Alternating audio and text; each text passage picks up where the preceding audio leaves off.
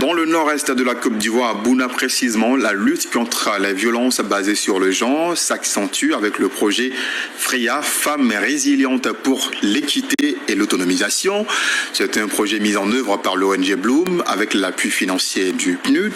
Le lancement officiel a eu lieu le lundi 4 octobre dernier au nouveau foyer des jeunes de la ville de Bouna, capitale de la région de Boukani. Le point avec Alassane Ouattara, notre correspondant.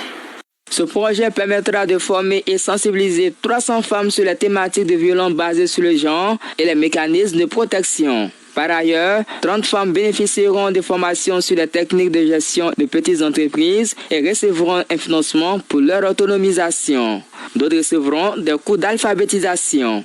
On va aussi parler du leadership féminin, on va parler de l'alphabétisation fonctionnelle et on va mettre un accent particulier sur l'autonomisation de la femme.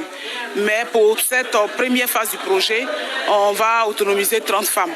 Et ces 30 femmes-là, elles ont été prises au sein des différentes associations que constitue l'Union des femmes du Boukani. À cette occasion, la présidente régionale de l'ONG Bloom a été investie en la personne de Ouattara Afissata. Elle s'engage à réduire les violences basées sur le genre. Le VBG, c'est vraiment une réalité dans notre région.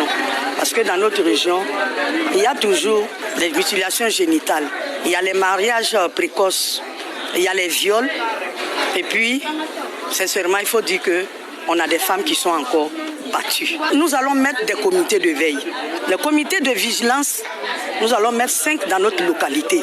Et le rôle de ces comités de vigilance, c'est de sensibiliser et de nous alerter quand il va y avoir des cas dans nos quartiers, dans nos associations et dans nos zones les plus reculées. Depuis 7 ans, l'ONG Bloom est engagée dans la promotion des droits des femmes et des jeunes filles à travers des actions de lutte contre les VBG, l'autonomisation socio-économique, l'alphabétisation, la scolarisation et le renforcement du leadership féminin.